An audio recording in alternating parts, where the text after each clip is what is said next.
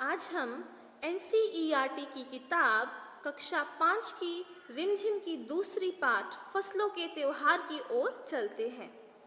किसान फसलों को अपने मेहनत के साथ साथ प्रकृति का वरदान और उपहार भी मानते हैं। उन्हें लगता है प्रकृति ने उनकी मेहनत से प्रसन्न होकर मेहनत का फल उन्हें प्रदान किया है।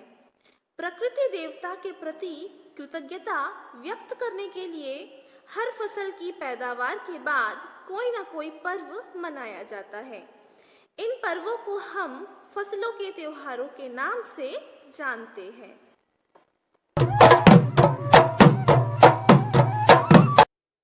नमस्कार प्यारे बच्चों, हमारा देश भारत विविधताओं से भरा हुआ एक देश है, जहाँ पर हम आए दिन कोई ना कोई नया पर्व एवं त्योहार मनाते ही रहते हैं। लेकिन क्या आप फसलों से जुड़े त्योहारों के बारे में जानते हैं? तो चलिए आज हम फसलों से जुड़ी त्योहारों की जानकारियां देता हुआ एक पाठ को पढ़ेंगे। तो प्रस्तुत है कक्षा 5 की पाठ्य पुस्तक रिमझिम में संकलित दूसरी पाठ, जिसका शीर्षक है फसलों के त्योहार। बच्चों, आज हम इस पाठ को पढ़ेंगे। बच्चों, भारत एक कृषि प्रधान देश है एवं यहाँ पर अलग अलग राज्यों की जलवायु के आधार पर फसलें भी अलग अलग तैयार होती है एवं उनसे जुड़ी उत्सव भी हम अलग अलग प्रकार से मनाते हैं। त्योहारों, रंगों और मेलों का देश होने के नाते भारत में अपनी अपनी संस्कृति एवं परंपरा के मुताबिक अनेक त्योहारों को मनाया जाता है। वहीं इन त्योहारों को मनाने के पीछे कई धार्मिक कथाएं एवं पौराणिक मान्यताएं भी जुड़ी हुई है। इन त्योहारों का उत्सव लोग अपने अपने तरीके से मनाते हैं। हालांकि भारत के अलग अलग हिस्सों में जलवायु की दशा अलग अलग होने की वजह से इन त्योहारों को मनाने की तारीखें अलग अलग होती है। बच्चों, भारत में मुख्य फसल उत्सव लोहड़ी, बिहू, मकर संक्रांति, पोंगल, उत्तरायण, पौष पार्वन आदि है। इसके अलावा हम आपको कुछ और फसल उत्सवों के बारे में जानकारी इस पाठ में देंगे, जिसका शीर्षक है फसलों के त्योहार। तो चलिए शुरू करते हैं।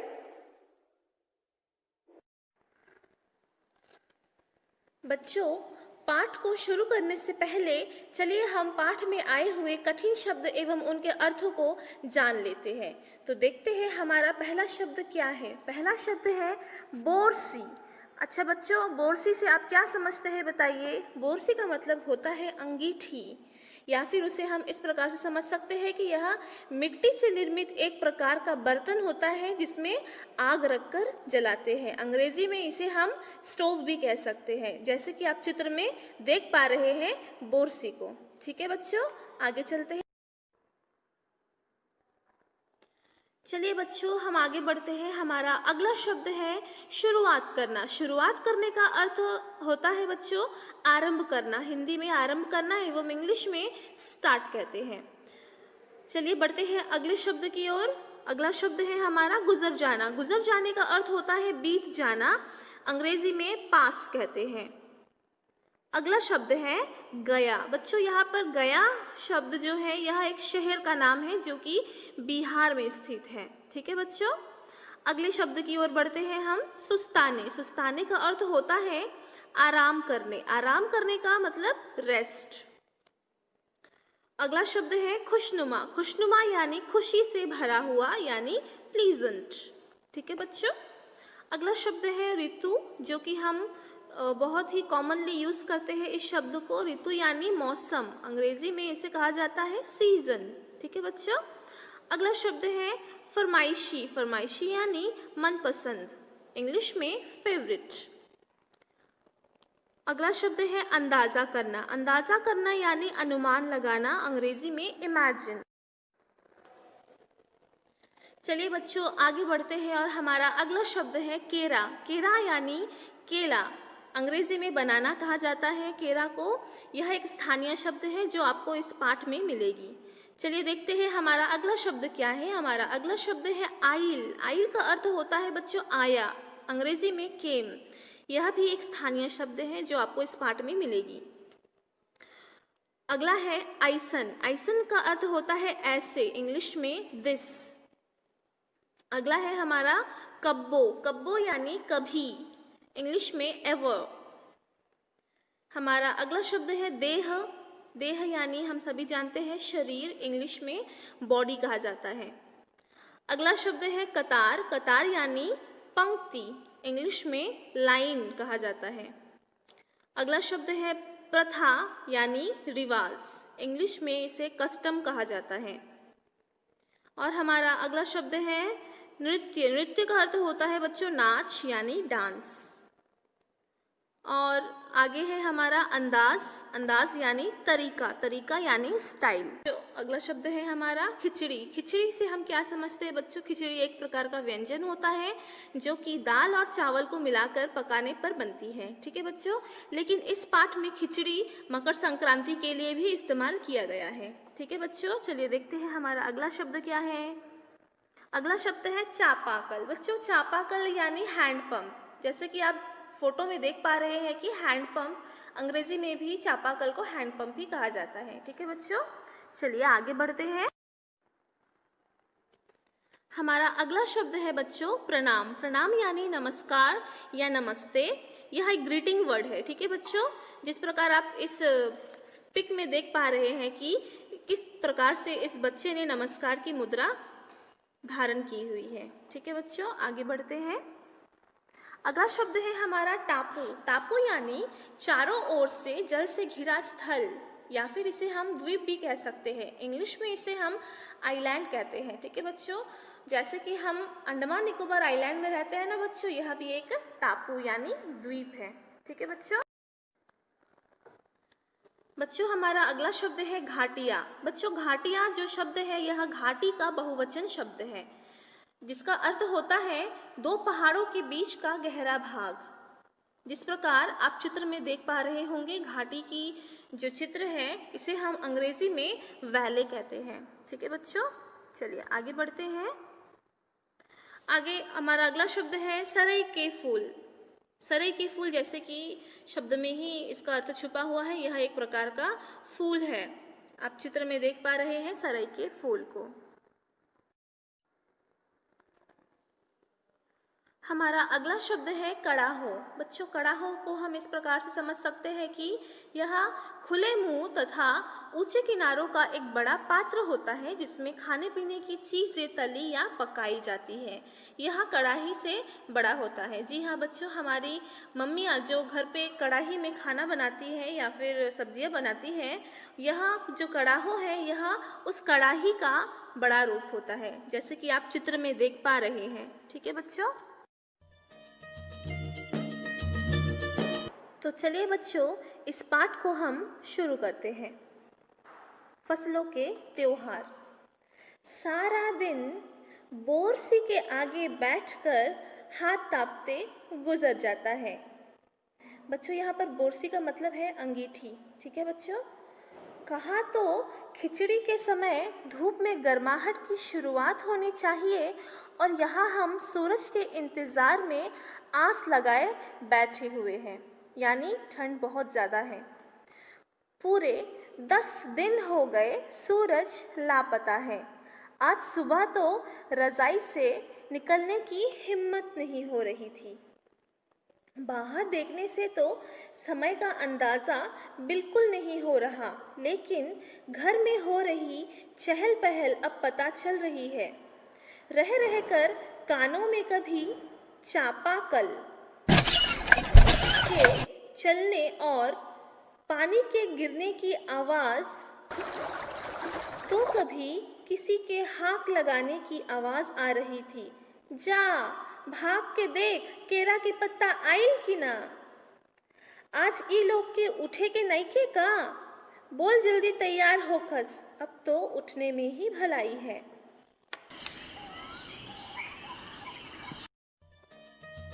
बच्चों इन पंक्तियों का अर्थ यही है कि जाड़े के मौसम में सारा दिन किस प्रकार से अंगीठी के सामने आग तापते हुए बीत जाता है और पिछले 10 दिनों से सूरज लापता है।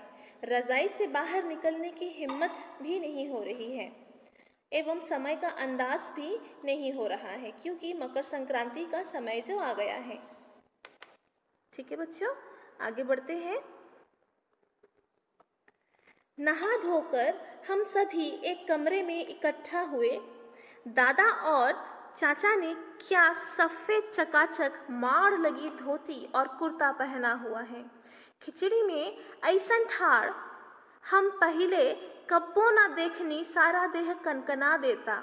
पापा ने कहा, शायद आज धोती में उन्हें ठंड कुछ ज़्यादा लग रही है। इसका मतलब यही है बच्चों कि नहा धोकर वे सभी एक कमरे में इकट्ठा हुए। दादा और चाचा ने माड़ लगी धोती कुर्ता पहन रखा है। धोती में आज उन्हें कुछ ज़्यादा ही ठंड लग रही है। ठीक है बच्चों, आगे चलते हैं।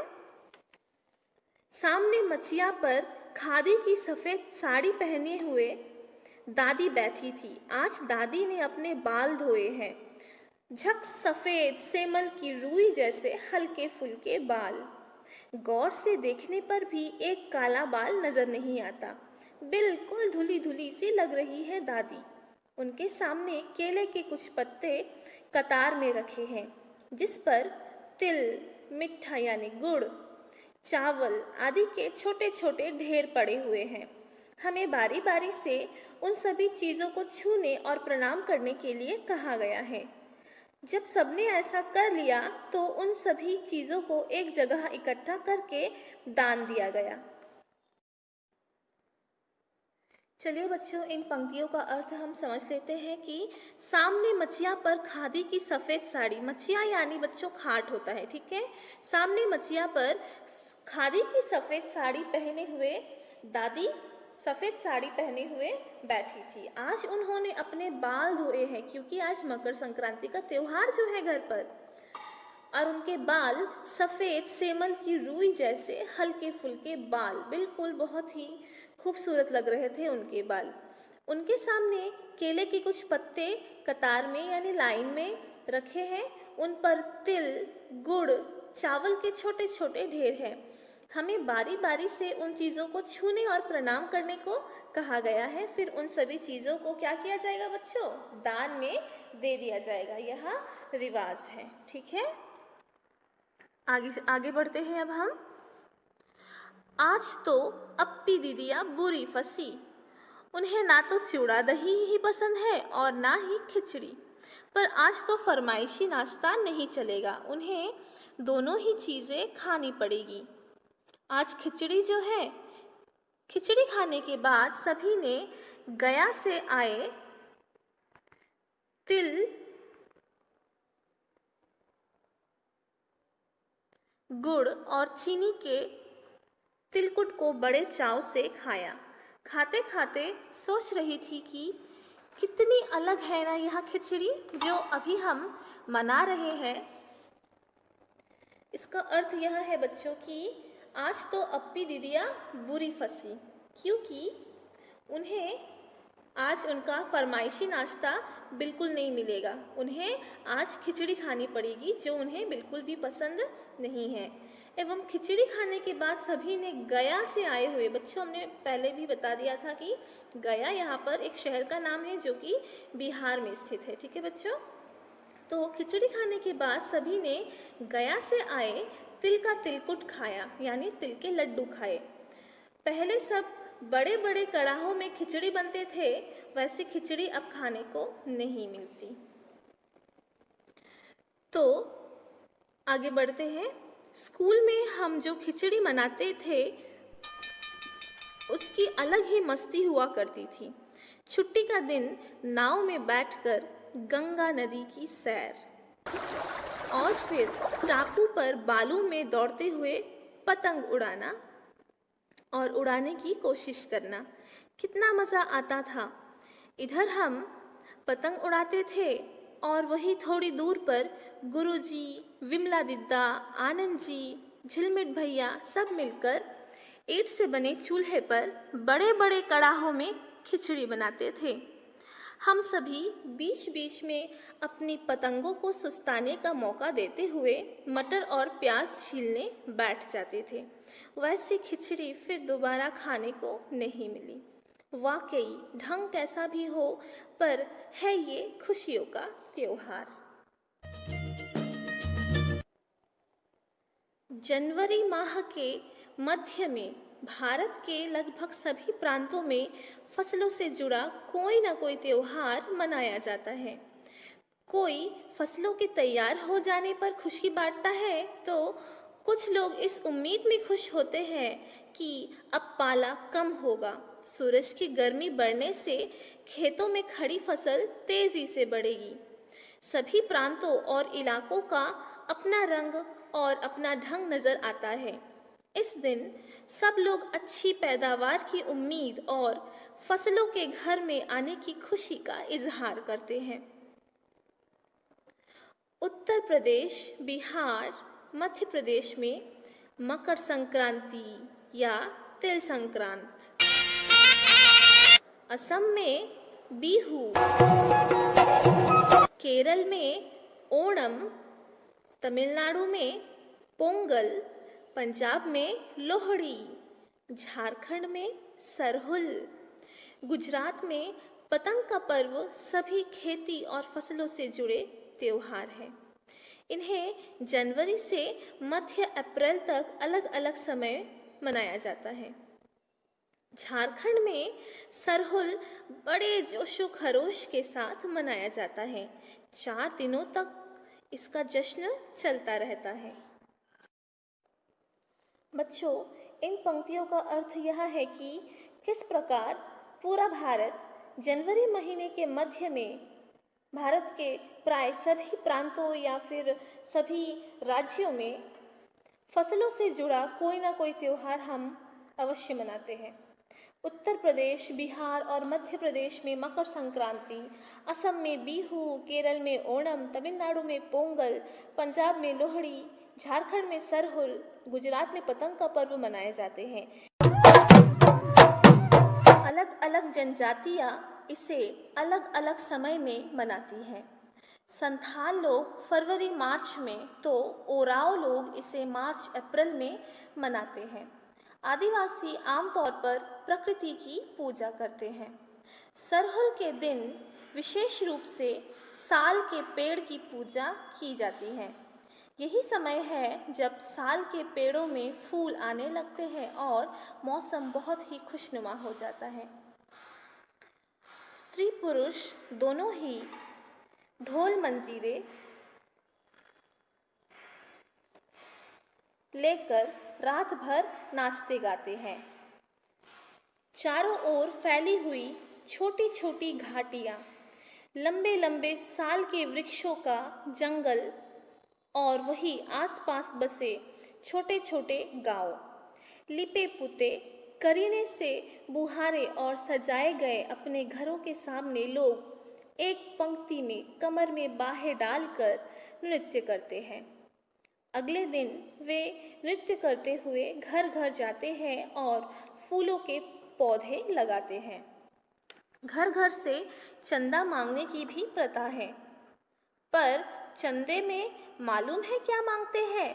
मुर्गा, चावल और मिश्री। फिर चलता है खाने पीने और खेलों का दौर।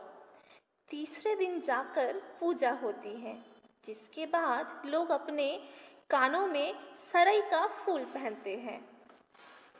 जो इन पंक्तियों का अर्थ यही है कि किस प्रकार अलग अलग जनजातियां इसे अलग अलग समय में मनाती है। जैसे संथाल लोग फरवरी मार्च में, तो ओराव लोग इसे मार्च अप्रैल में मनाते हैं।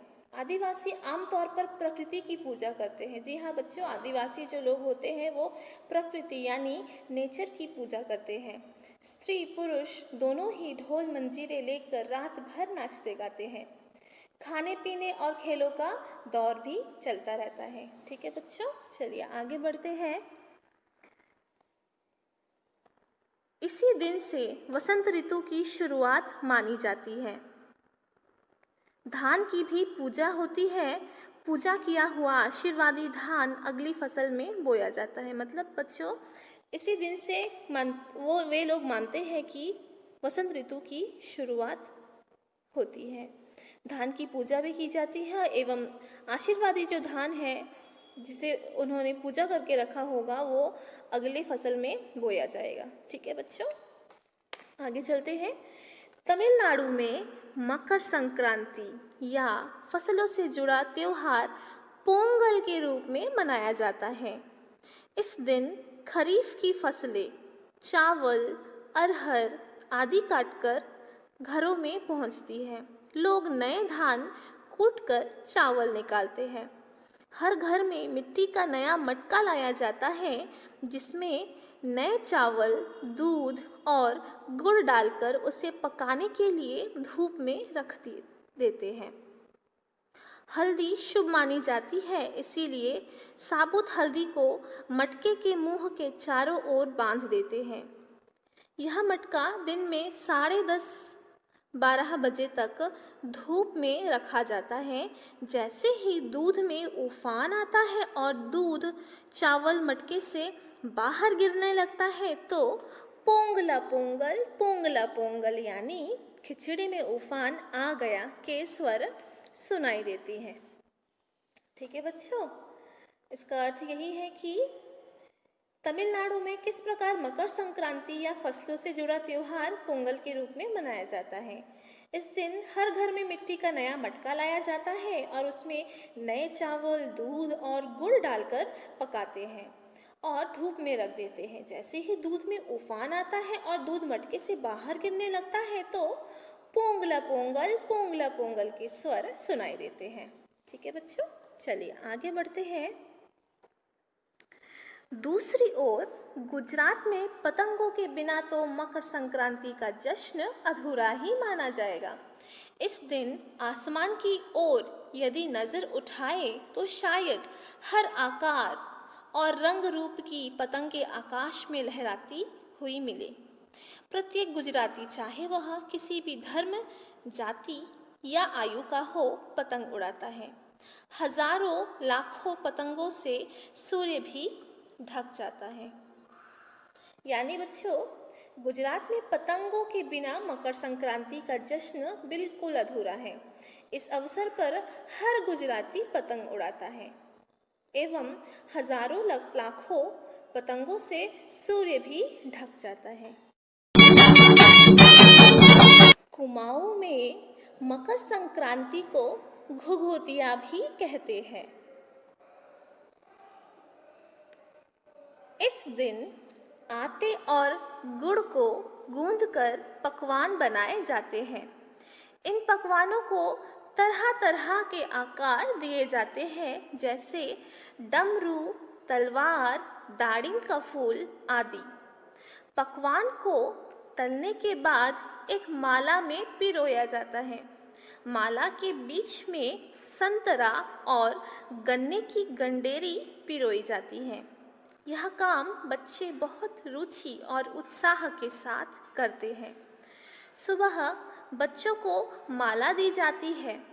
बहुत ठंड के कारण पक्षी पहाड़ों से चले जाते हैं। उन्हें बुलाने के लिए बच्चे इस माला से पकवान तोड़ तोड़ कर पक्षियों को खिलाते हैं और गाते हैं, कौआ आओ, घुघुत आओ, ले कौआ बड़ो, मकई दे जा सोने के घड़ो, खा ले पूरी, मकई दे जा सोने की छुरी। यानी इस प्रकार की कविताएं या फिर गाने जो है बच्चे गाते हैं और इसके साथ ही जिस चीज़ की कामना हो वह मांगते हैं। है ना कितने अलग अलग अंदाज मकर संक्रांति को मनाने के।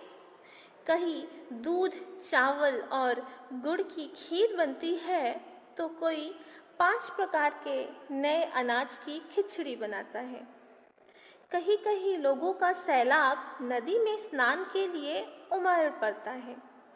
लोग ठंड से ठिठुरते रहेंगे पर बर्फीले पानी में कम से कम एक डुबकी तो ज़रूर लगाएंगे। हाल यह होता है कि इन जगहों पर तिल रखने की भी जगह नहीं होती।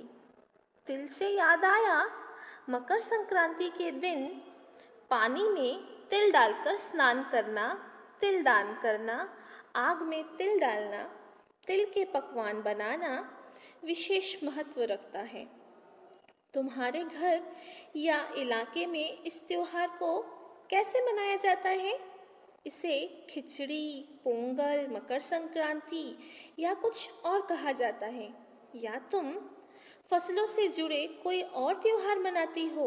यदि तुम आपस में बात करो तो तुम्हें यह जानकर हैरानी होगी कि कई बार एक ही इलाके में रहने वाले लोग भी इस त्योहार को अलग अलग ढंग से मनाते हैं। तो बच्चों, इस पाठ को पढ़कर हमें क्या समझ में आया आज? हमें यह समझ में आया है कि विविधता हमारे देश की पहचान है, अर्थात फसलों के त्योहार हमारे देश के विविध रंग रूपों का ही एक उदाहरण है। त्योहार एक है मगर नाम अलग अलग है। आशा है आपको यह पाठ पसंद आई होगी। बच्चों, इस पाठ में हमने जिन फसलों से जुड़े त्योहारों के बारे में जाना है, चलिए उन पर फिर से प्रकाश डाला जाए। उत्तर प्रदेश, बिहार एवं मध्य प्रदेश में फसलों से जुड़े त्योहारों को मकर संक्रांति या तिल संक्रांत के नाम से जाना जाता है।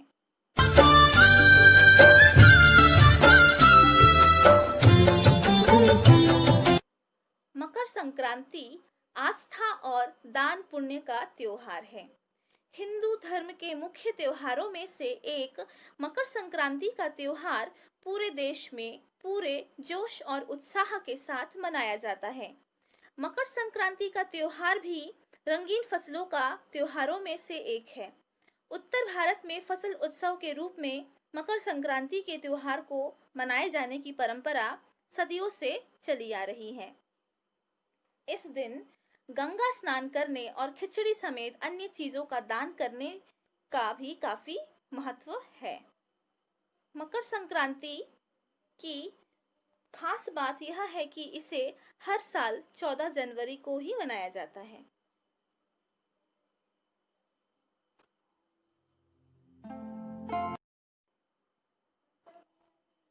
हमारे अगला फसल उत्सव का नाम है बिहू, जो कि असम में मनाया जाता है। बच्चों, बिहू यानी आनंद और खुशियों का त्योहार।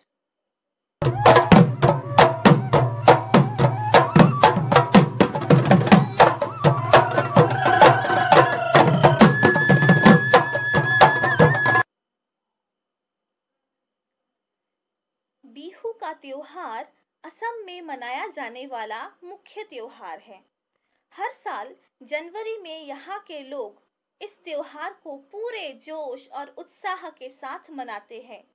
यह किसानों के लिए भी प्रमुख पर्व है, क्योंकि इस पर्व के दौरान किसाने अपनी फसलों की कटाई कर भगवान की शुक्रिया अदा करते हैं। बिहू के पर्व के दौरान महिलाएं नए अनाज से स्वादिष्ट पकवान बनाती है। इस मौके पर कई तरह के कार्यक्रमों का भी आयोजन किया जाता है। तो ये थी हमारी बिहू।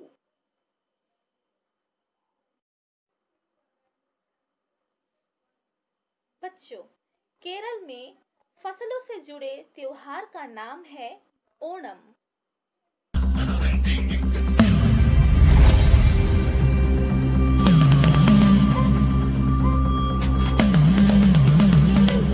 मनाए जाने वाला ओणम एक मशहूर कृषि त्योहार है। इसे दक्षिण भारत के कई राज्यों में बड़े ही जोश और उत्साह के साथ मनाया जाता है। आपको बता दें कि इस त्योहार को राजा महाबली के सम्मान में मनाते हैं। इस त्योहार को हर साल अगस्त और सितंबर माह में खेतों में फसलों की उपज के लिए मनाया जाता है। इस मौके पर केरल में सर्प नौका दौड़ के साथ कथकली नृत्य और समेत कई लोकगीति के कार्यक्रमों का भी आयोजन किया जाता है। इस मौके पर घरों को विशेष रूप से फूलों से सजाया जाता है।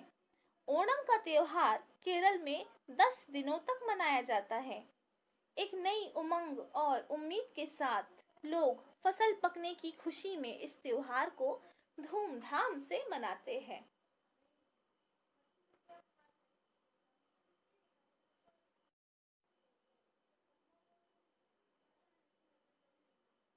तमिलनाडु पोंगल।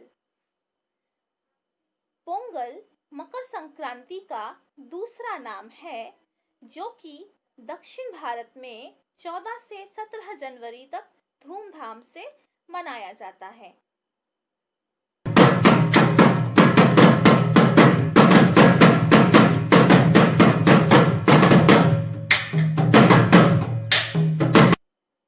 इस दिन सूर्य देव की पूजा करने का काफी महत्व माना गया है।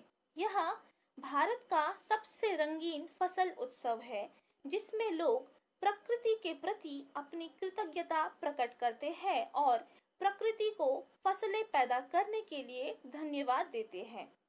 इस त्योहार के मौके पर लोग शक्करई पोंगल, घी, चावल, शक्कर का भोग लगाते हैं। इसके अलावा यहाँ पर पशुओं की भी पूजा होती है। तमिलनाडु के कुछ भाग में पोंगल पर जल्लीकट्टू भी मनाया जाता है।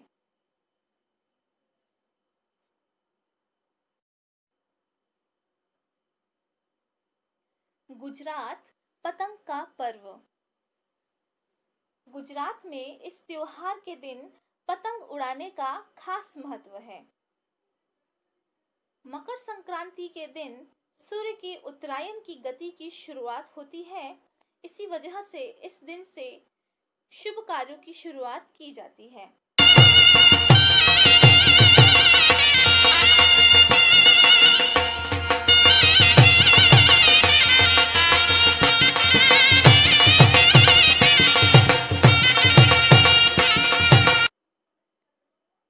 मकर संक्रांति के त्योहार का मुख्य आकर्षण है पतंगबाजी, कुंभ मेला, तिल और गुड़ से बने मीठे व्यंजन।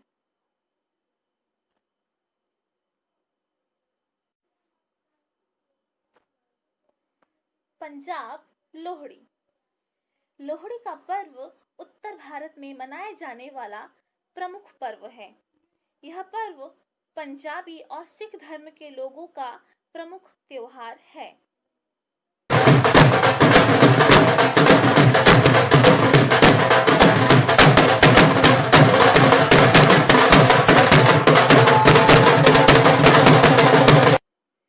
यह फसल उत्सव के रूप में मनाया जाता है। आजकल तो लोहड़ी का पर्व पूरे भारत में धूमधाम से मनाया जाता है, लेकिन पंजाब और हरियाणा में इस पर्व की खासी धूम देखने को मिलती है। यह पर्व किसानों के लिए काफी महत्व रखता है। फसल की बुआई और कटाई के लिए इस पर्व का खास महत्व है। किसान इस दिन अपनी नई फसल को अग्नि देवता को समर्पित कर लोहड़ी का पवित्र पर्व मनाते हैं। हर साल मकर संक्रांति के एक दिन पहले लोहड़ी का पर्व मनाया जाता है। यह त्योहार खुली जगह पर बनाते हैं। मुख्य रूप से घरों के बाहर लोग आग जलाते हैं और फिर आग के किनारे ढोल नगाड़ों की ढाप पर घेरा बनाकर नाचते हैं और एक दूसरे को लोहड़ी की बधाई देते हैं।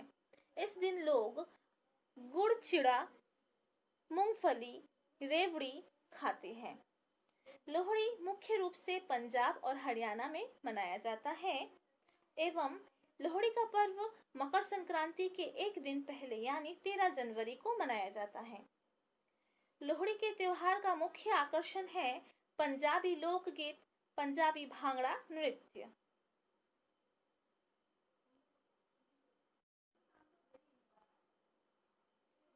झारखंड सरहुल। झारखंड में सरहुल काफी धूमधाम से मनाया जाता है।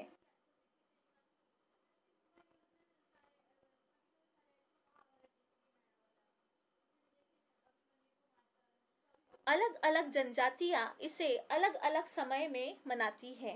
इस दिन साल के पेड़ की पूजा की जाती है। इसी समय से मौसम बहुत खुशनुमा हो जाता है।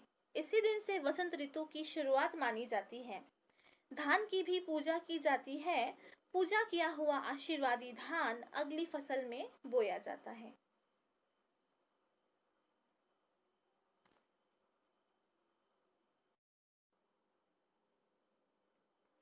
कुमाऊं घुघुतिया। कुमाऊं उत्तराखंड में मकर संक्रांति को घुघुतिया भी कहते हैं।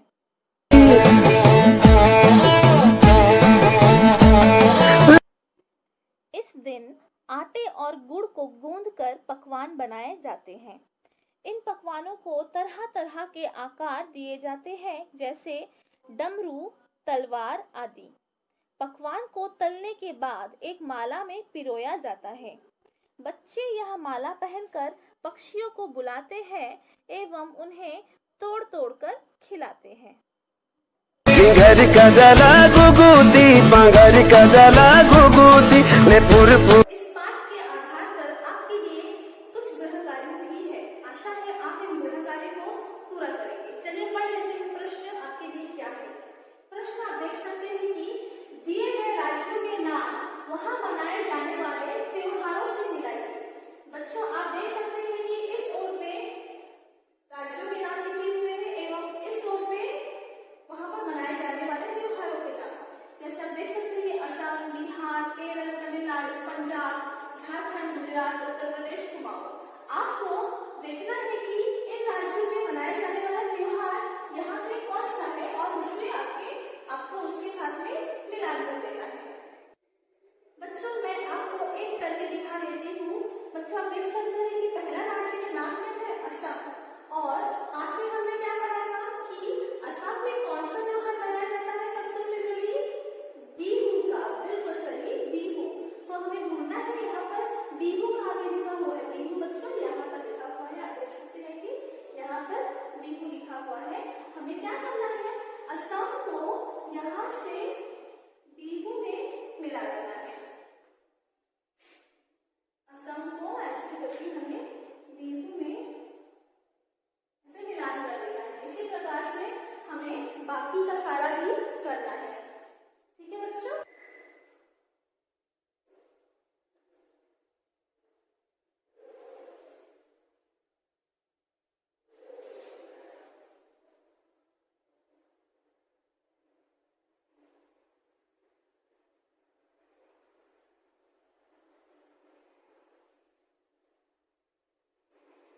बच्चों जैसे कि आप देख पा रहे हैं कि आपको इस पाठ से संबंधित परियोजना कार्य दिया गया है।